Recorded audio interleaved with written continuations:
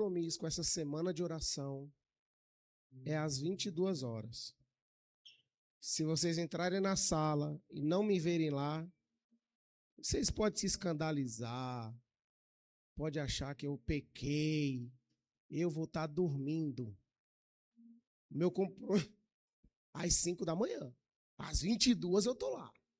Porque o meu compromisso com o pastor Lamonier de manhã é uma vez por ano, que é obrigatório.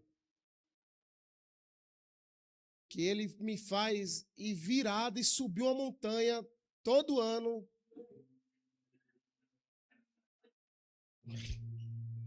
Ô, Carla, cadê a Carla? Aquilo é uma montanha ou não é, Carla? Pronto. Fica mais montanha ainda às 5 da manhã, do dia 1º de janeiro, na virada, e nem dorme. Então, é o meu único compromisso cedo com essa igreja. O resto é tudo após as 9 da manhã, tá bom? Atos capítulo 3, versículo do 1 até o 6.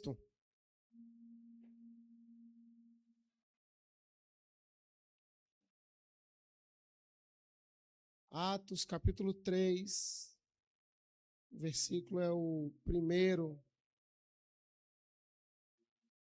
até o 6.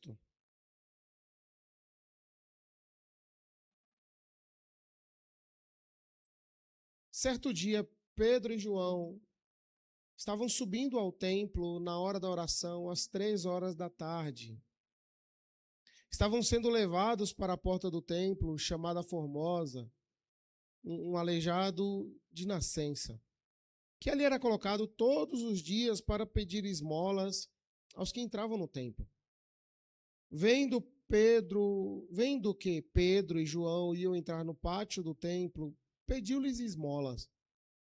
Pedro e João olharam bem para ele, e então Pedro disse: olhe para nós. O homem olhou para eles com atenção, esperando receber deles alguma coisa.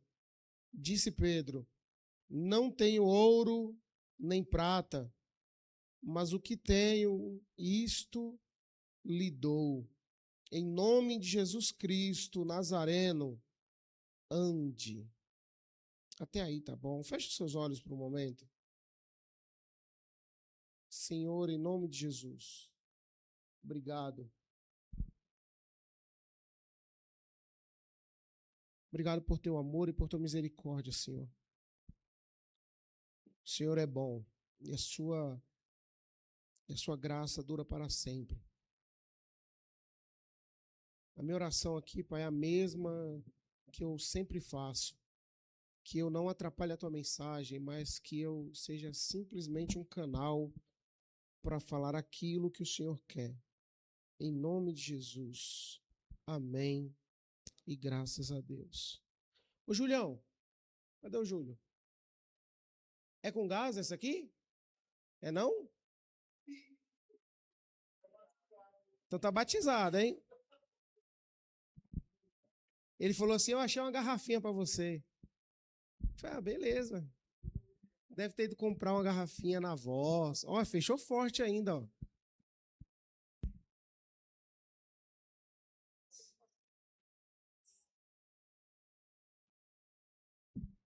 Foi, deve ter ido comprar uma da Voz lá no Nagumo. Foi não. Pegou uma garrafinha aí na rua. Obrigado, viu, Júlio? Você sabe que eu te amo, né?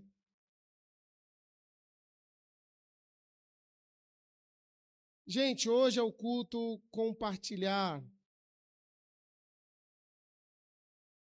E eu acho que esse é um bom texto para a gente falar disso.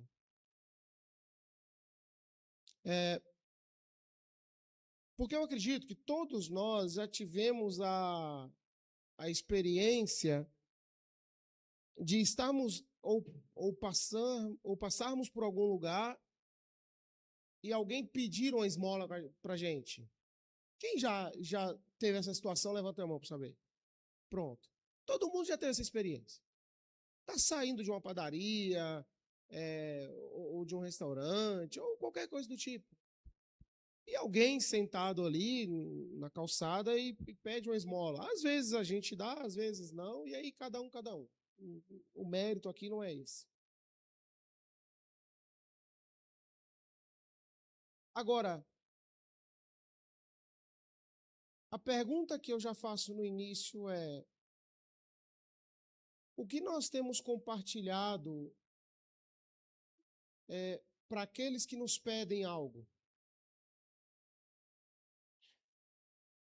Porque eu acho que o inverso também é verdadeiro. Todos nós também já, em algum momento da vida, se não estivermos, em algum momento a gente vai se encontrar, porque ninguém é isento de nada.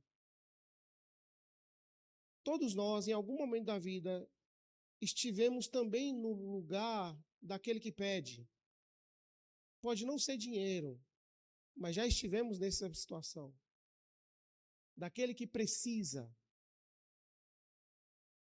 Então, a ideia do sermão de hoje é que a gente tenha uma ótica dos dois lados, daquele que tem algo a compartilhar,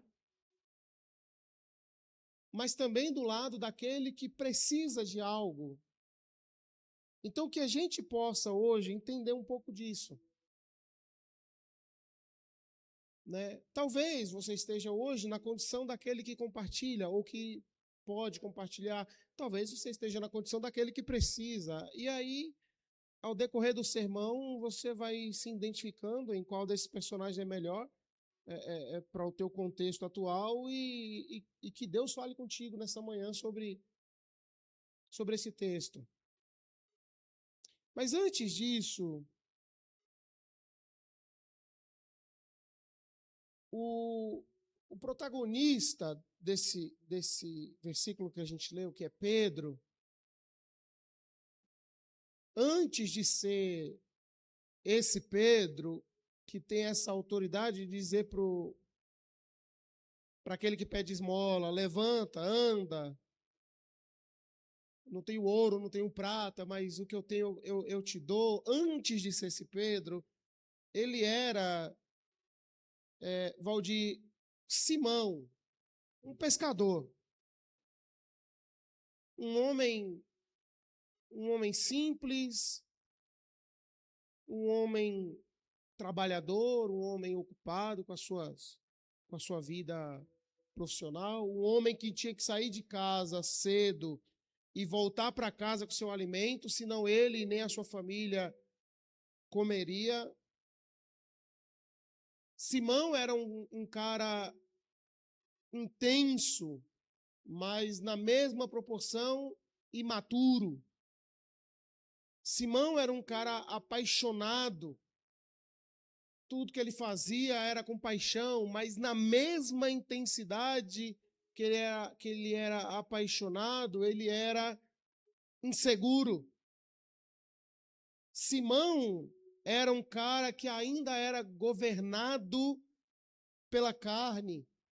Amava Jesus de todo o coração, mas ainda não havia sido transformado por ele. Se a gente parar para ler os 4 evangelhos do início do Novo Testamento, a gente vai ver relatos e episódios desse Simão antes de uma conversão genuína,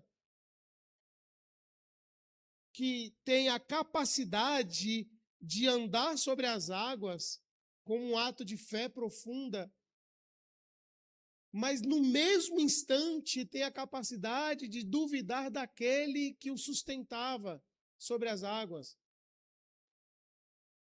A gente consegue ver ele que declara em um momento que nunca abandonaria Jesus por nada nesse mundo, que estaria com ele até a morte. E algumas horas depois, ele está dizendo para algumas pessoas desconhecidas: não, eu não sei nem quem é esse cara aí. Você conhece ele? Não conheço. Sabe, Simão era esse cara que tinha o poder de cortar a orelha e atacar com espada um soldado. Quando ele tentou pegar Jesus, mas ele não consegue declarar publicamente que conhecia o Cristo. O Pedro, por sua vez, surge num grande divisor de águas da vida dele. Simão foi Simão desde que foi chamado por Cristo até o momento em que, de fato, se tornou Pedro. Não quero dizer o momento em que Jesus o declarou como, mas o momento em que ele se tornou Pedro. Aí deixa eu ler com vocês o versículo de Atos 2, versículo 14 até o 17. Então Pedro se levantou com os 11 e em alta voz dirigiu-se à multidão, abre aspas, homens da Judéia e todos que vivem em Jerusalém.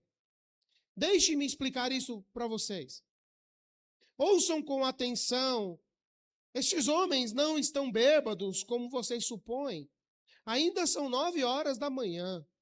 Pelo contrário, isso é o que foi predito pelo profeta Joel. Nos últimos dias, diz Deus, derramarei o meu espírito sobre todos os povos. Os seus filhos e as suas filhas profetizarão. Os jovens terão visão e os velhos terão sonhos. O que antes se escondia como Simão, agora se levanta publicamente como Pedro. Aquele que antes falava por impulso, aquele que antes era arrogante, autoritário, violento, agora proclama com autoridade, com sabedoria, com discernimento, com conhecimento das Escrituras. O Simão que carregava medo passou a ser o Pedro que carrega uma mensagem. E aí ele vê a profecia de Joel se cumprir diante dos seus olhos. Se levanta e algo profundo acontece. O Pedro agora não apenas crê em Jesus, também é cheio do Espírito Santo. E quando alguém é cheio do Espírito Santo, ele redefine a sua identidade, a sua missão e aquilo que ele tem para compartilhar com o mundo. É sobre um pouco disso que eu quero falar com vocês nessa manhã. O que nós temos para compartilhar com o mundo? Quando o mundo nos pede algo, o que a gente está dando em troca? O livro de Atos, ele representa, gente, uma igreja que é viva, uma igreja que é vibrante, uma igreja que é movimentada, uma igreja que é pulsante. O livro de Atos não é apenas um livro de milagres, mas é um retrato de uma comunidade que era transformada pelo Espírito Santo diariamente. Em Atos 2, a gente vê uma igreja que perseverava na doutrina dos apóstolos, na comunhão e no partir do pão, e juntos oravam todos os dias. Mas também vemos algo que, de fato, assim, escandalizaria a nossa mente moderna. A igreja de Atos 2 era uma igreja que compartilhava tudo o que tinha. Vou repetir isso para vocês, porque isso escandaliza a nossa mente moderna. A igreja de Atos 2 compartilhavam tudo o que tinham. Não era um sistema político, não era uma imposição religiosa ou ideológica, era fruto de um coração cheio do Espírito Santo que governava uma comunidade. O que eu tenho não é mais só meu, é nosso. Como que a gente consegue conceber uma ideia dessa nos dias de hoje? Ninguém dizia que alguma coisa era exclusivamente sua, porque todos entendiam que tudo vinha de Deus.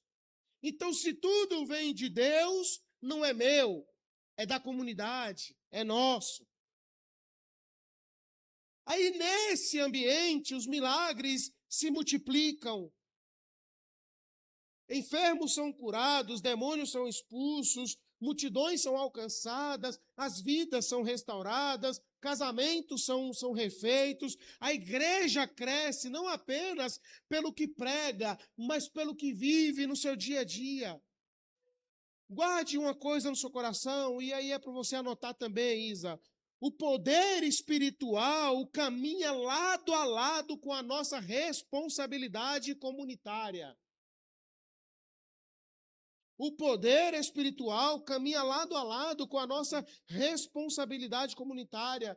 Não dá para a gente querer milagres de Deus na igreja sem que a gente imponha as mãos em oração. Não dá para a gente querer que haja multiplicação na igreja como uma multiplicação financeira, uma multiplicação numérica. Não dá para a gente querer fazer isso sem fazer a nossa parte pessoal. Não dá para que a gente queira que pessoas não tenham fome na igreja sem que a gente traga nem 1 quilo de alimento. Vocês conseguem compreender esse negócio? Não dá para que a gente queira que haja milagres na igreja sem que a gente faça o ordinário, o simples, o cotidiano. Nesse contexto de comunidade que Pedro vive, dividindo tudo com todos, ele sobe ao templo para orar. Chegando na porta, a porta chamada Formosa, tem um homem que desde o nascimento é aleijado, e todos os dias alguém coloca ele ali para pedir esmolas. O pedinte, então, só levanta a mão e diz para Pedro: ei, me dá um dinheirinho para eu comprar um pão. Dá um dinheiro para mim. A resposta de Pedro, gente, é desanimadora para aquele que pede. Porque a resposta de Pedro é: eu não tenho.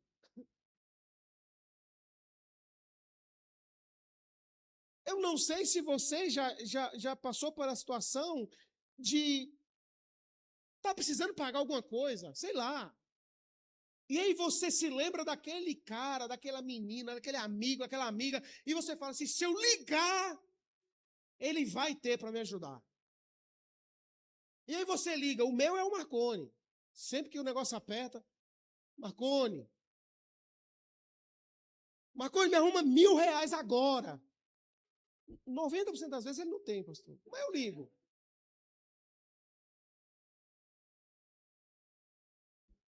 Sabe quando você liga e você tem a esperança, a certeza de que o cara vai te ajudar, e aí eu não tenho.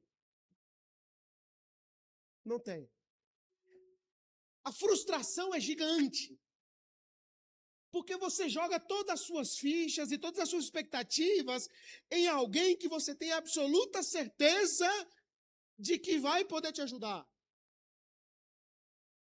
Esse cara estava nessa situação, ele está vendo 2 homens entrando ao templo. Se você está indo ao templo, você naturalmente está levando alguma coisa para ofertar.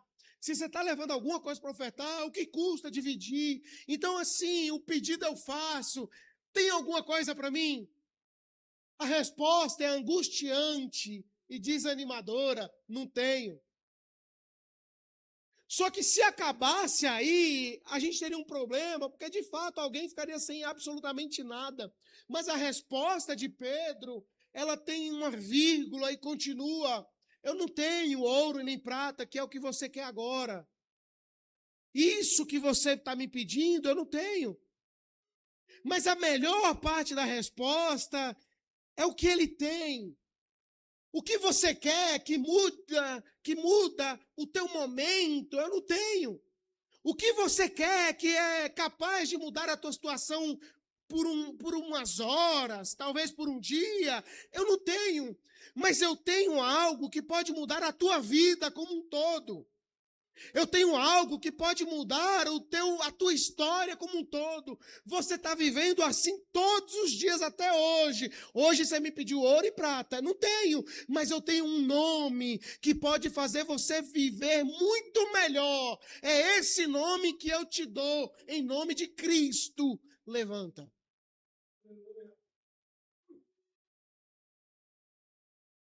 Sabe, aquilo que a esmola não poderia resolver é transformado num instante. O que não dá para negar é que no período dos apóstolos isso acontecia a rodo, era coisa muito comum. Um coxo é curado na porta do templo. Sabe, a visão de alguém é curada. Saulo, antes mesmo de se tornar Paulo, teve a sua visão restaurada. Enéas foi curado. Dorcas, que havia morrido, foi ressuscitada. Um outro coxo foi curado. A expulsão de demônios era feita. O menino Eutico, que morreu na pregação de Paulo, ao cair de uma torre, foi ressuscitado. Isso era comum na igreja primitiva, mas esses milagres só eram comum porque o cotidiano era feito. Tudo isso contribuía para que a igreja crescesse em graça e em conhecimento, mas havia algo que era muito mais comum e normal, que fazia com que a igreja fosse diferente de todas as religiões daquele tempo e de hoje também. Eles compartilhavam tudo. Gente, eu quero abrir um parênteses aqui agora. Se você está ouvindo esse sermão e está vindo na sua cabeça uma seta do Satanás com uma ideologia política, eu repreendo isso em nome de Jesus. Isso não tem nada a ver com política. Qualquer referência da Bíblia, das Escrituras, com qualquer contexto político atual, é puramente heresia. A Bíblia não tem a ver com contexto político, a Bíblia não tem a ver com política, a Bíblia não tem a ver com políticos, a Bíblia não tem a ver com ideologias, a Bíblia tem a ver com Cristo, Filho de Deus, que veio do céu, salvou a humanidade inteira. Mas olha o que o texto bíblico tem a dizer sobre os primeiros cristãos. Atos 2, versículo 42. Eles se dedicavam ao ensino dos apóstolos e à comunhão e ao partir do pão e às orações. Eles se dedicavam ao ensino dos apóstolos, à comunhão, ao partir do pão e às orações. Cotidiano, dia a dia. Não tem milagre nisso daqui. Todos estavam cheios de temor e muitas maravilhas e sinais eram feitas pelos apóstolos. Todos os que criam mantinham-se unidos e tinham tudo em comum. Vendendo as suas propriedades e bens, distribuíam a cada um conforme a sua necessidade. Todos os dias continuavam a reunir-se no templo. Partiam um pão em suas casas e juntos participavam das refeições com alegria e sinceridade de coração, louvando a Deus e tendo a simpatia de todo o povo. Simpatia, e Deus lhes acrescentava todos os dias o que iam sendo salvos. Hoje a gente vive um momento em que a igreja é extremamente chata. Os crentes são extremamente chatos e antipáticos.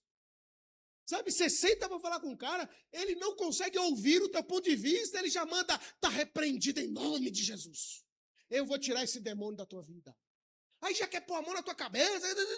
Não. A igreja crescia em graça e em conhecimento, porque todos tinham tudo em comum. Eles sentavam para comer, eles se alegravam em sinceridade de coração, eles louvavam a Deus, eles tinham a simpatia do povo e Deus lhes acrescentava todos os dias os que iam sendo salvos. Sabe, esse sermão de hoje, eu quero que você tenha como objetivo compartilhar algo para alguém que você possa compartilhar. Porque a gente precisa, de fato, conquistar novamente a simpatia do povo.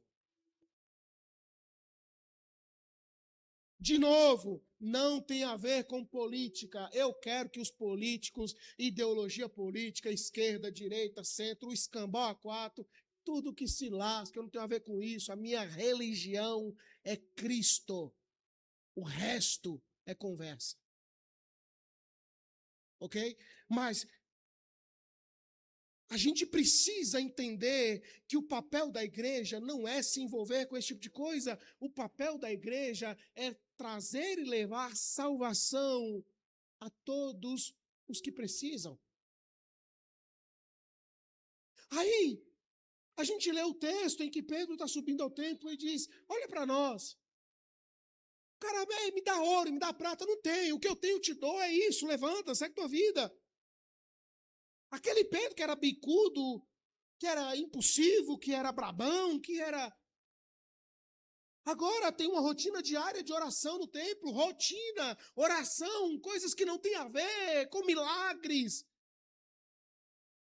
Mas quando ele tem uma rotina ordinária, o extraordinário acontece.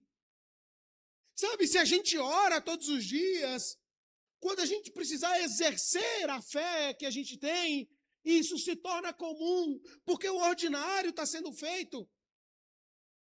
Aí o pastor falou aqui no começo, quanto tempo tem que a gente não dobra o joelho para orar? Eu completo, quanto tempo tem que a gente não lê a Bíblia? Quanto tempo tem que a gente não jejua? Quanto tempo tem que a gente não vem à igreja, chega um pouco antes para ter comunhão com os irmãos? Quanto tempo tem que a gente não convida uma outra pessoa fora do nosso círculo de amigos da igreja para almoçar na nossa casa? Quanto tempo tem que a gente não tem coisas em comum, em unidade, em comunidade? Quanto tempo tem? Porque quando essas coisas voltarem a acontecer, os aleijados serão curados, os casamentos serão restaurados, os demônios serão expulsos e todas as coisas extraordinárias acontecerão. E aí a gente vai poder ter a autoridade de Pedro para dizer uma frase simples: olha para nós. Sabe, era como se Pedro estivesse dizendo assim: eu sei que você tem visto pessoas passando aqui, eu sei que você tem olhado para pessoas erradas a tua vida inteira. Eu sei que você tem visto pessoas erradas. A pessoa passa aqui, mete a mão no bolso, joga uma moeda para você e vai embora. Eu não tenho isso. Eu sei que você tem pedido isso, eu sei que você tem passado por isso. É muito tempo passando por essa humilhação. Eu sei que você tem olhado para pessoas que só sabem ressaltar os seus erros e defeitos. Mas deixa eu te dizer algo, eles não têm nada de relevante para compartilhar com você. Talvez eles tenham ouro, eu não tenho. Talvez eles tenham prata, eu não tenho. Talvez eles tenham um relacionamento com outros deuses, eu não tenho. Mas o que eu tenho é um nome que é acima de todo nome, e esse nome tem o poder para dizer para você: levanta e anda. A tua história a partir de hoje não será mais a mesma. Sabe, agora na condição de quem pede, para quem a gente tem olhado e pedido alguma coisa? Sabe, para quem a gente tem olhado e pedido algo? A minha oração é que a gente pare de olhar para pessoas erradas e pare de ter referência de pessoas erradas e que a nossa referência sejam homens e mulheres de Deus, que de fato tenham algo relevante para compartilhar. Sabe, se Jesus estava numa obra e aí fazendo as coisas e organizando, e enfim. O cara veio e falou assim: eu posso dar uma opinião? Eu falei: não, não pode. Por que não pode? Porque você nunca fez isso, cara. Você nunca fez. Não, não pode. Esses dias eu falei também aqui, em alguma pregação, eu falei aqui, que eu terminei de pregar um dia, não foi nem aqui, tá? Foi em outro lugar. Terminei de pregar, o cara chegou e falou assim: nossa, olha, Marcelão, foi bom, mas deixa eu te falar uma coisa. E começou a fazer um monte de crítica. Fiquei pensando, eu nunca vi ele pregando. Engraçado. Ok, não sou o melhor pregador do mundo, não sou o melhor pregador do bairro, não sou o melhor pregador nem da minha casa. Se vacilar, a Valentina pega melhor que eu. Mas quem é que a gente tem olhado como referência? Será que as críticas que têm chegado a nós são críticas de pessoas que já construíram alguma coisa e chegaram onde a gente quer chegar? Ou são críticas de pessoas vazias que ainda estão vivendo de internet? Sabe, na condição de quem pede, para quem a gente tem pedido, para quem a gente tem olhado? Será que aquele que a gente tem pedido e olhado tem algo de relevante para compartilhar com a gente? A minha oração nessa manhã é que a gente, enquanto quem pede, possa pedir para quem é relevante, mas enquanto quem compartilha, possa dizer assim como Pedro, olha para nós. Não com ego, não com egoísmo, sabe? Mas com a autoridade do nome de Jesus Cristo. Olha para nós. Olha para onde o poder de Deus ainda se manifesta. Olha para onde as vidas ainda são restauradas. Olha para onde milagres ainda acontecem. Aonde essas coisas ainda acontecem é na igreja do Senhor. Sabe, o único lugar que um casamento chega destruído e sai restaurado é na igreja de Jesus. O único lugar em que um drogado chega viciado e sai construído novamente é na igreja de Jesus. O único lugar em que um viciado em jogos, em qualquer outra coisa, sai e é restabelecido é na igreja de Jesus. O único lugar em que um ladrão deixa de ser ladrão é na igreja de Jesus. Sabe, é na igreja dele que a gente possa olhar como Pedro e dizer assim, olha para nós, porque o poder de Cristo ainda se manifesta na igreja. Olha para nós, porque o nome de Jesus ainda levanta o caído. Olha para nós não temos ouro nem prata, mas o que nós temos, nós vamos compartilhar e milagres acontecerão em nome de Jesus. A função da igreja não é competir com o mundo sobre o glamour de quem doa mais ou quem tem mais influência midiática, mas a função da igreja é carregar ao mundo o poder de salvação que nós recebemos de Cristo. Enquanto o mundo oferece esmolas espirituais, esmolas emocionais, esmolas ideológicas, esmolas políticas e passageiras, nós oferecemos o nome de Jesus, e isso basta. Enquanto o mundo promete alívio temporário, nós oferecemos uma cura e libertação definitiva no nome daquele que é sobre todo o nome. Se coloca de pé no teu lugar, em nome de Jesus.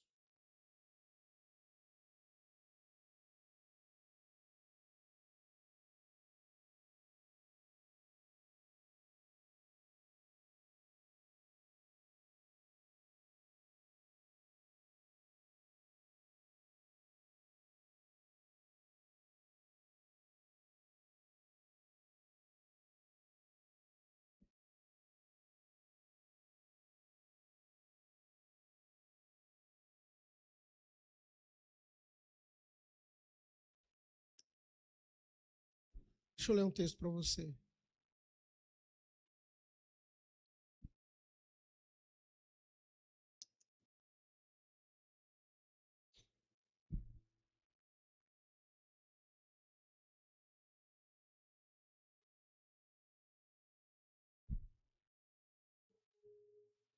Que a gente possa sair daqui e fazer o ordinário.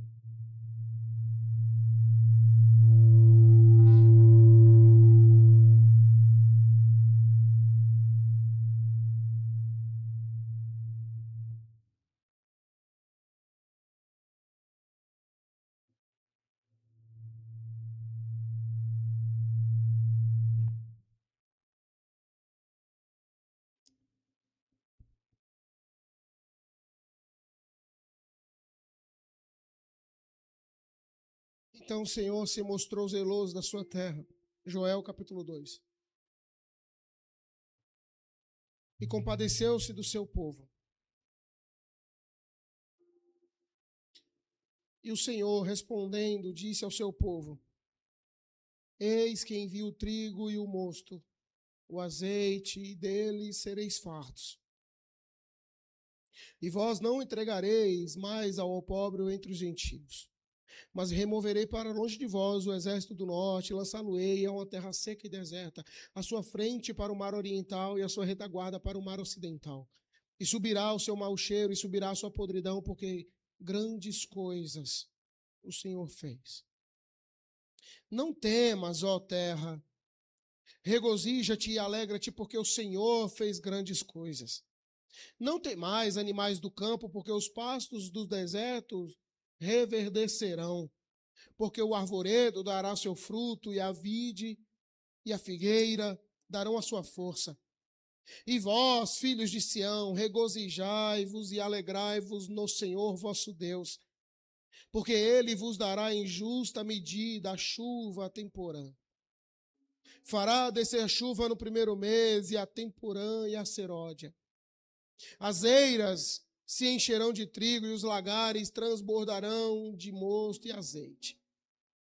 E restituir-vos-ei os anos que comeu o gafanhoto, o pulgão e a lagarta, o meu grande exército que enviei contra vocês. E comerei abundantemente, vos fartareis. E louvareis o nome do Senhor vosso Deus, que procedeu para convosco maravilhosamente. O meu povo nunca mais será envergonhado. E vós sabereis que eu estou no meio de Israel, porque eu sou o Senhor vosso Deus, e que não há outro, e o meu povo nunca mais será envergonhado. E há de ser que depois derramarei o meu espírito sobre toda a carne. Os vossos filhos e vossas filhas profetizarão. Os vossos velhos terão sonhos, e os vossos jovens terão visões. E também sobre os servos e sobre as servas, naquele dia derramarei o meu espírito. Isso é profecia de Deus que se cumpriu em Atos capítulo 2.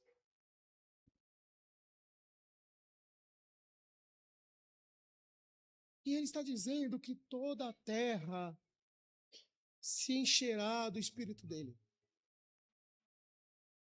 Só que toda a terra se encherá do espírito dele depois que aqueles que é o seu povo se regozijar, comer bem. Olha que coisa. Vocês se fartarão, não terá falta, não terá ausência.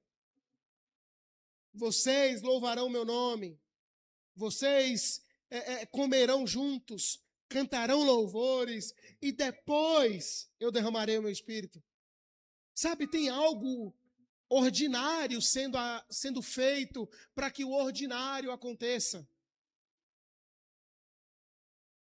Tem algo comum sendo feito para que o incomum apareça.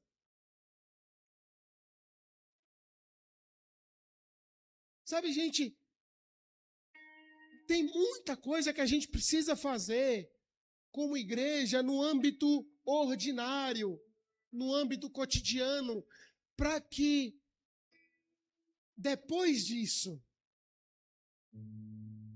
ele derrame o seu espírito sobre toda a carne. E essa profecia se cumpra também para nós, que os nossos filhos profetizem no futuro. Sabe, que os nossos velhos ainda tenham sonhos. E que a gente seja tão cheio do Espírito Santo, que a gente entenda isso com o conceito do céu, de que nada é nosso, tudo é dele. Tudo é dele. Tudo é dele. Aí sim, toda a terra será cheia.